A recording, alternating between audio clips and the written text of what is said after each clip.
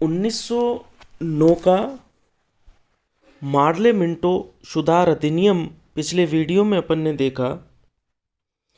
आज अपन देखेंगे 1919 का अधिनियम,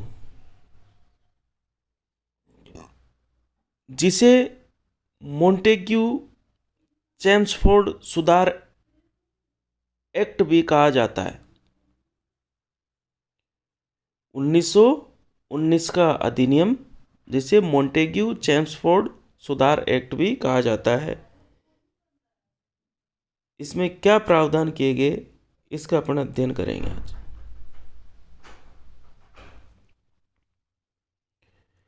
1919 के अधिनियम के द्वारा केंद्रीय विधान परिषद हटा दी गई, उसके स्थान पर भारतीय संसद बना दी।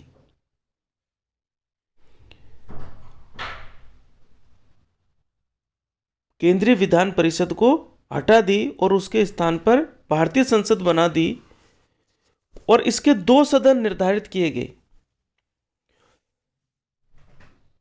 ऊपरी सदन राज्य परिषद और निचला सदन केंद्रीय विधानसभा।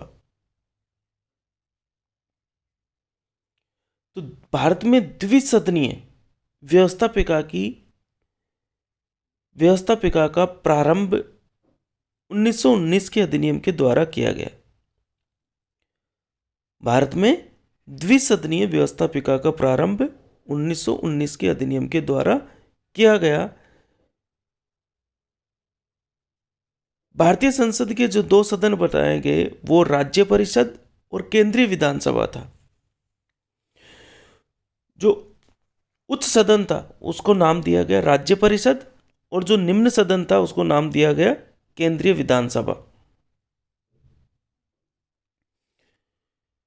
उच्च सदन राज्य परिषद में 60 सीटें निर्धारित की गई। भारतीय संसद का उच्च सदन, जिसे राज्य परिषद नाम दिया गया, उसमें 60 सीटें निर्धारित की गई। उनमें से 20 मनोनीत थी और 40 निर्वाचित थी।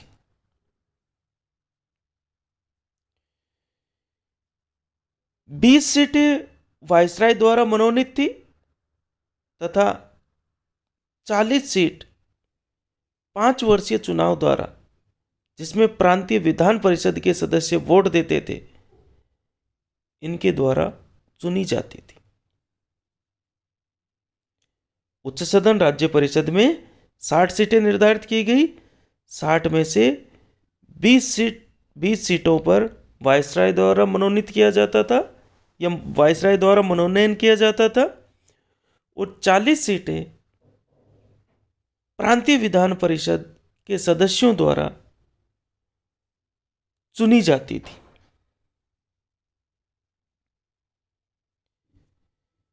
केंद्रीय विधानसभा में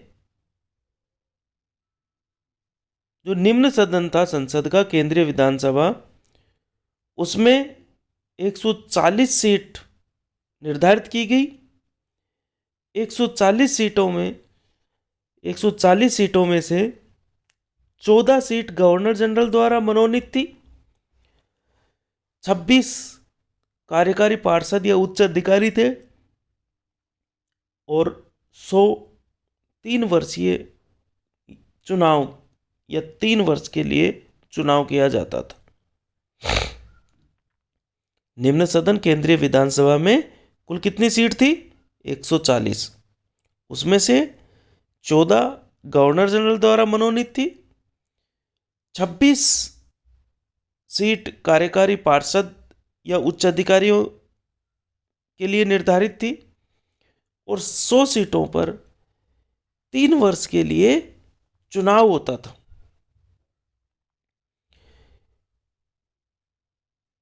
इस 1919 के अधिनियम के द्वारा भारत में सांप्रदायिक चुनाव प्रणाली का विस्तार किया गया तथा मुसलमानों के साथ साथ ईसाइयों, सिखों, एंग्लो इंडियन तथा यूरोपियों को भी आरक्षण दे दिया। 1919 के अधिनियम के द्वारा भारत में जो सांप्रदायिक चुनाव प्रणाली का प्रारंभ किया गया था, मुसलमानों को पृथक प्रतिनिधित्व जो दिया गया था, उस सांप्रदायिक चुनाव प्रणाली का 1919 के अधिनियम के द्वारा विस्तार किया गया और मुसलमानों के साथ साथ ईसाइयों, सिखों, एंग्लो इंडियन व यूरोपियन को भी आरक्षण दिया गया। 1919 के अधिनियम की जो दूसरी महत्वपूर्ण बात थी वो थी प्रांतों में द्वैध शासन व्यवस्था प्रारंभ की गई।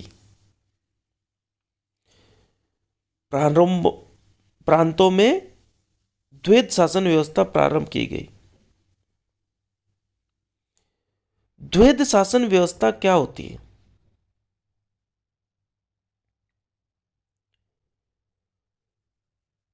द्वैध शासन व्यवस्था में शासन व्यवस्था को संचालित करने के लिए विभागों को दो भागों में बांट दिया जाता है,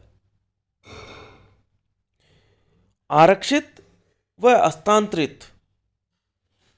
दो भागों में बांट दिया जाता है, विभागों को दो भागों में बांट दिया जाता है, आरक्षित व हस्तांतरित। आरक्षित विषय वो थे जो गवर्नर के पास थे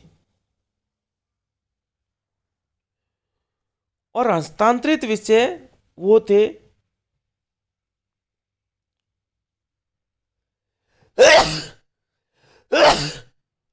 सॉरी हस्तांतरित विषय वो थे जिन्हें मंत्रियों को दे दिया गया।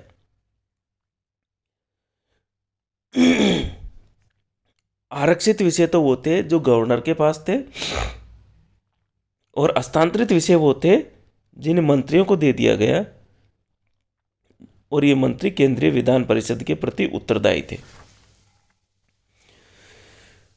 तो ये व्यवस्था सिर्फ प्रांतों में प्रारंभ की गई 1919 के अधिनियम के द्वारा। डीआरकी अर्थात द्वैध शासन के तहत विषयों को दो भागों में बांट दिया जाता, आरक्षित व हस्तांतरित। इस अधिनियम के द्वारा आरक्षित विषयों में शांति व्यवस्था, भूमि कर, अकाल सहायता, न्याय प्रशासन, समाचार पत्र, खनिज साधनों का विकास, ये जो महत्वपूर्ण विषय थे इन्हें मंत्रियों को नहीं दिया गया बल्कि कार्यकारी पार्षदों को दिया गया जो सदन के प्रति उत्तरदायी नहीं होते थे। ये सीनियर आईसीएस अधिकारी होते थे। आरक्षित विषयों में महत्वपूर्ण विषयों को सम्मिलित किया गया, महत्वपूर्ण विषयों को रखा गया और ये मंत्रियों को नहीं दिए जा सकते थे बल्कि कार्यकारी पार्षदों को दिए जाते थे और ये कार्यकारी पार्षद सदन के प्रति उत्तरदायी नहीं होते थे। ये कार्यकारी पार्षद कोई सीनियर आईसीएस अधिकारी होते थे। हस्तांतरित विषयों में कृषि, शिक्षा, पर्यटन, स्थानीय स्वशासन, मछली पालन, नापतोल, इनको रखा गया, इनको मंत्रियों को दिया गया।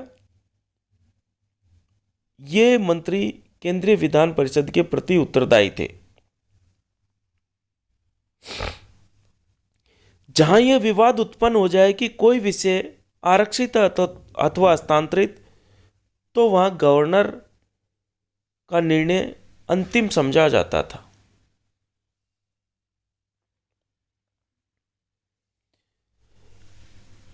अगर कहीं यह विवाद हो जाए कि कोई विषय आरक्षित है या हस्तांतरित, तो गवर्नर का निर्णय अंतिम माना जाता था।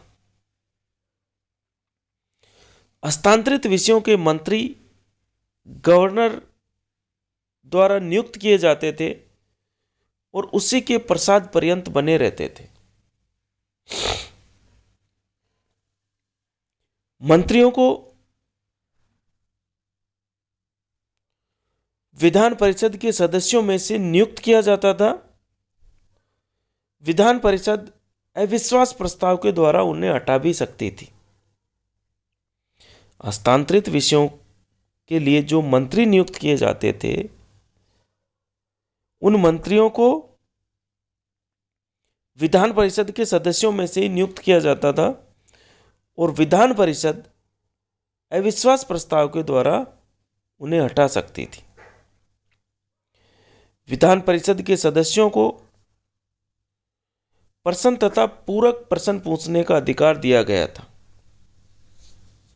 देखो, इस अधिनियम के द्वारा भारत में संसदीय शासन व्यवस्था की या संवैधानिक शासन व्यवस्था की प्रारंभ की गई।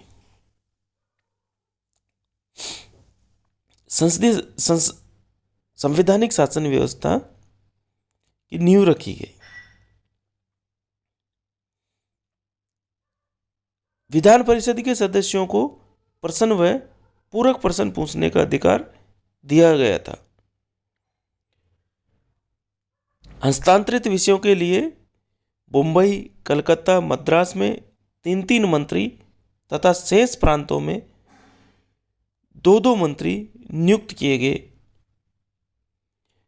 गवर्नर को बिना कारण बताए मंत्रियों को हटाने का अधिकार था।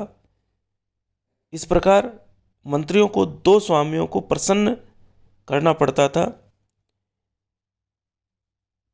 पहला तो हो गया विधान परिषद, क्योंकि विधान परिषद भी मंत्रियों का अविश्वास प्रस्ताव के द्वारा हटा सकती थी, और दूसरा स्वामी हो गया गवर्नर, क्योंकि गवर्नर भी मंत्रियों को कभी भी हटा सकता था। इस प्रकार जो हस्तांतरित विषयों के लिए मंत्री होते थे, उन्हें 2 स्वामियों को प्रसन्न करना पड़ता था। तो 1919 के अधिनियम को अपन ने देखा। 1919 के मोंटेग्यू चेम्सफोर्ड सुधार एक्ट के द्वारा भारत में द्विसदनीय व्यवस्थापिका प्रारंभ की गई और प्रांतों में द्वैध शासन व्यवस्था प्रारंभ की गई।